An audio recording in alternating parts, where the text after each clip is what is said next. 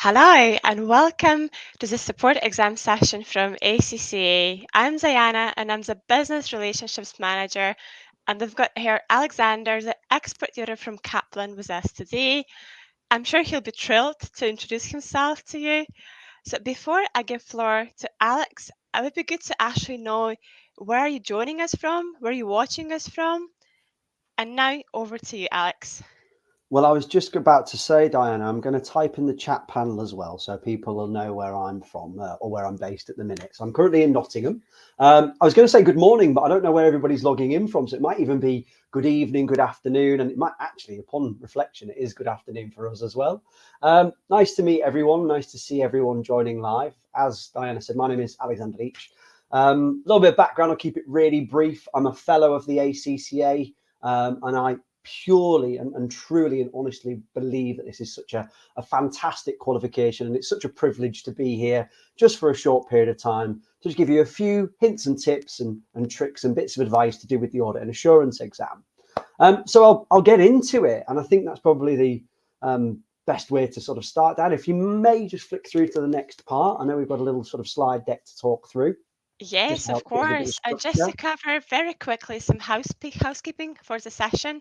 So first of all, we would like you to engage with us. So please drop any questions in the chat below. We'll be happy to answer as we go. And yeah, and let's start. So I'll just quickly move the slide. And yeah, so first question over to you, Alex. So I wanted to set the scene. I think it's always really good just to give a bit of background on the exam. And if you've joined this webinar, well, you might know some of this already, or you might be a complete novice. So let's just start from a blank slate. It is a 3-hour exam, right, which might be a considerable length of time compared to some of the exams you've maybe done in previous studies. So that's the first thing to get over in terms of the hurdle. In terms of the structure of the exam, it has 2 sections. So it's got a 30-mark objective test question section, and that's broken down into 3 10-markers. Within those 3 10-markers, you've got like these little mini cases, and they can cover any element of the syllabus.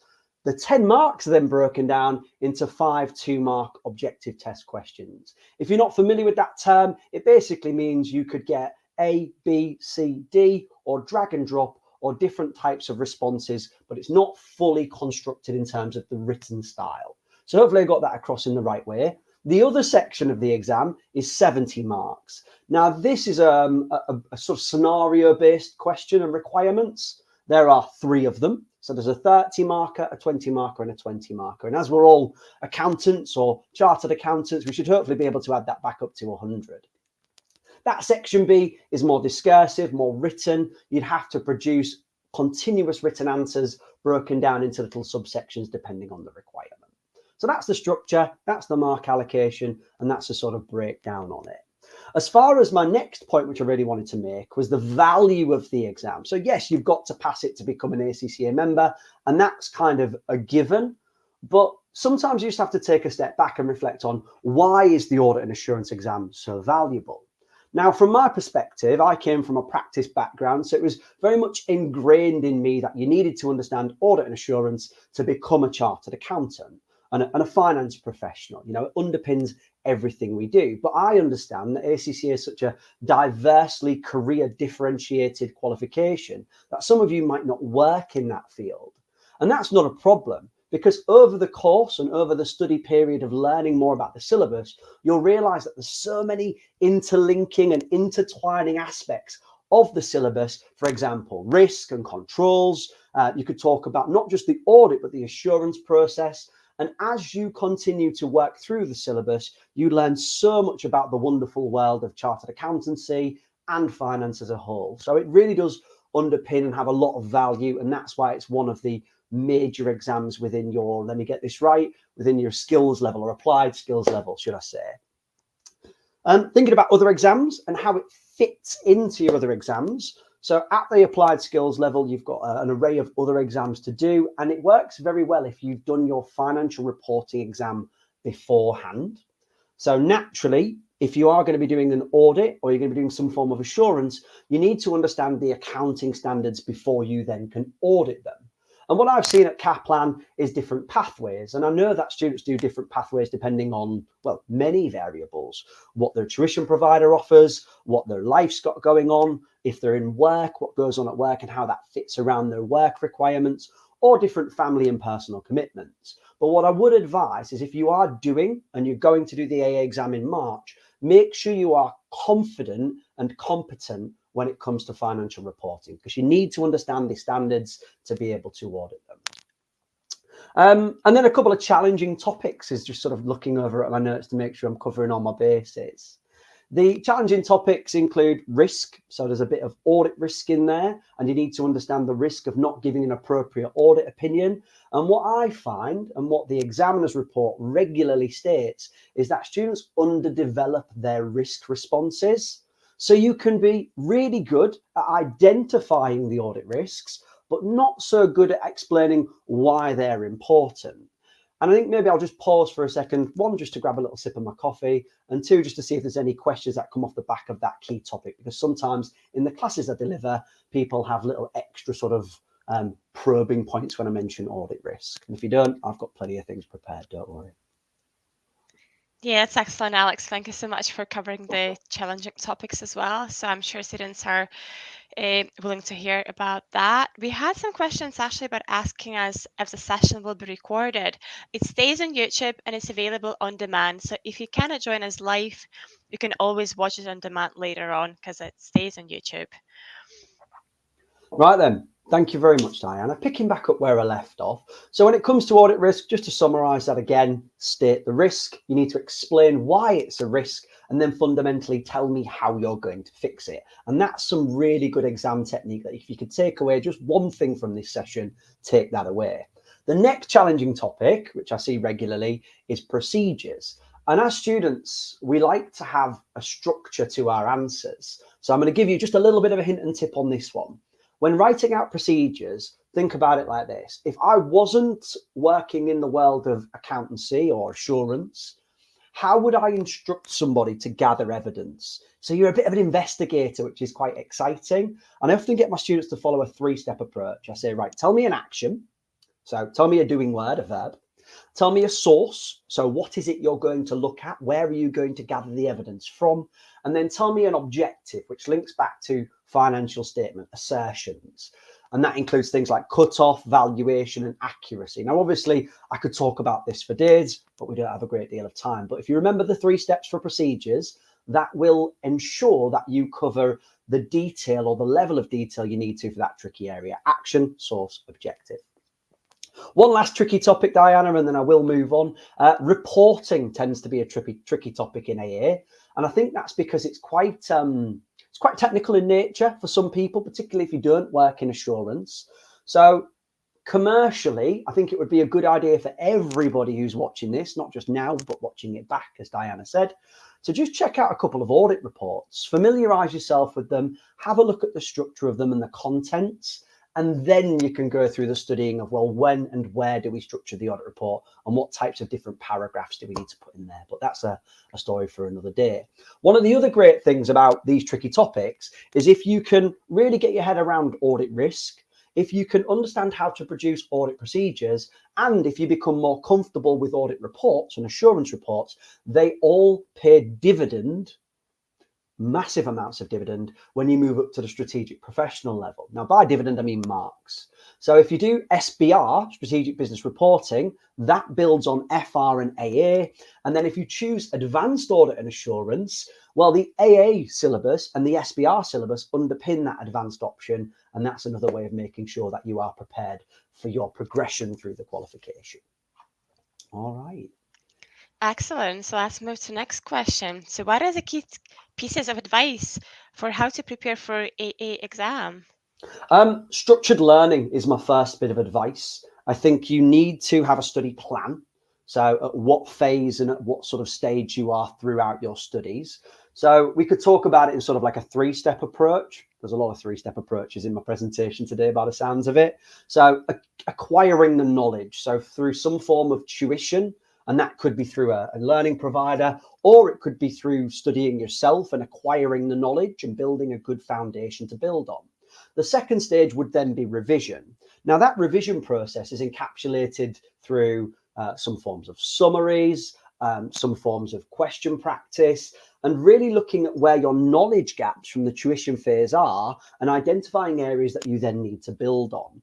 And then finally, the last stage is lots of practice. And there's so many available resources on the ACCA's website where you can check out. You can use the computer-based exam software. I think it's called CBE. Diana might want to correct me. But there's lots of practice on the ACCA Study Support Resources website. So theory, learning it, the syllabus, revision, making sure you're plugging any knowledge gaps, and then finally lots of exam question practice. I think the next part of my how to prepare for the exam includes exam practice and the ACCA Study Support Resources website, Diana. So I've covered off everything there, so I'm happy to move on to the next stage should you wish. Yes, and just to mention as well, so people who do go to workshops and webinars, which are available on our ACCA Global website, we'll be also signposting some links at the end of the session as well, just to make sure you know how to attend, where to go, how to sign up for them, because students who do actually attend those do score 10% higher than UK average, which actually shows how useful these webinars are. That's a really solid bit of advice, Diana. And I've just taken a second to check if there was any questions in the chat, and there was from Anu. So Anu, are there theory questions expected in the exam? I found in, but yes, there is a need to understand the theory. And the advice from ACCA and myself would be sometimes it's worthwhile starting with an audit standard, explaining what it means and how you would, for example, gather evidence, and then using the scenario from there. So you do need to understand the theory that underpins your actual application and then applying the scenario from there. So hopefully that answers your question. Yeah, Looking let's at move on to the final tips. looking at the next final tips point, I have a massive amount of what's the word I want to use here? I want to be really correct in the way I see this. I think value to place on when you are going for your exam, and many of you will be going for it for this March, but whatever sitting you are choosing, you need to be prepared both physically and mentally. And your physical well-being and your mental well-being are extremely important. And I also know that there's an array of resources and webinars and support on the ACCA's website for students. But speaking firsthand and seeing over the years students when they go to their exams, I know when I went for mine, I needed a good night's sleep, so physical well-being. I needed to get there with plenty of time because in my time it was handwritten exams, and I know that many people still go to exam centres. But I suppose what I'm trying to get across from a very sincere perspective is you can acquire as much technical knowledge as you possibly can. But there's a point to accept that you need to also look after yourself, get a good night's sleep, and be prepared the next day so that you can go into that exam giving it your best. My next piece of advice would be to share and engage with others. You truly learn by teaching and discussing. And I know firsthand the sort of typical type of people who want to learn generally also really want to help other people as well. So if you are in a scenario where you're speaking to it might be people who are also studying, or even those who aren't studying, like friends and family, and you want to involve them in what you're doing, because it's a very big part of your life, studying, isn't it? If you were to sit with them, and I'll give you a scenario and say, oh, do you know what, tonight just before dinner, could we sit down and just talk about audit risk? And you could hand them some of your revision notes. And I know Diana's smiling because this is something that I imagine you'd be happy to do. Even if you aren't, they're not an auditor, they would still want to help you. So make sure you share and engage with others and learn through teaching. And my final bit of advice, because I am conscious that we're coming up to quarter past, is go to the exam with a game plan. Make sure you know how long you're going to spend on section A, which is roughly 54 minutes, and know exactly how long you're going to spend on each part of the requirements for section B.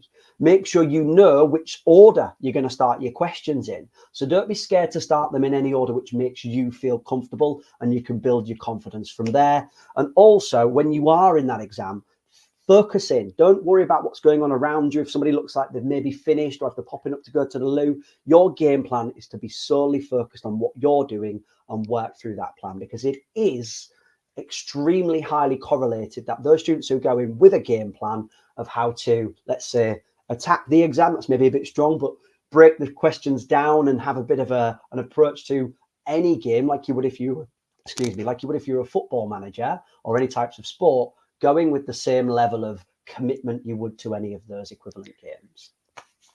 That's amazing examples, Alexander. Thank you so much. I find it really useful personally for myself, and I imagine students will find it very useful too. Just to remind you, so there is a global Get It Ahead session tomorrow at 1 p.m. So there will be a link in a section below in the comments as well. So in case you want to join it and learn about ACCA resources, and there are also in focus webinars coming in February. So it's for AA and for AAA as well. So I'm sure this will help you to get prepared if you're sitting this March. So good luck to you if you're sitting this March or you're getting ready for June's session.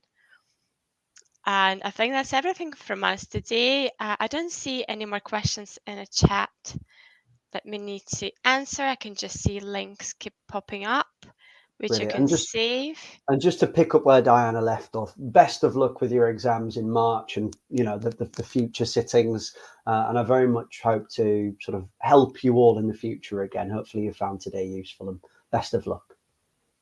Thank you. Goodbye. See you later.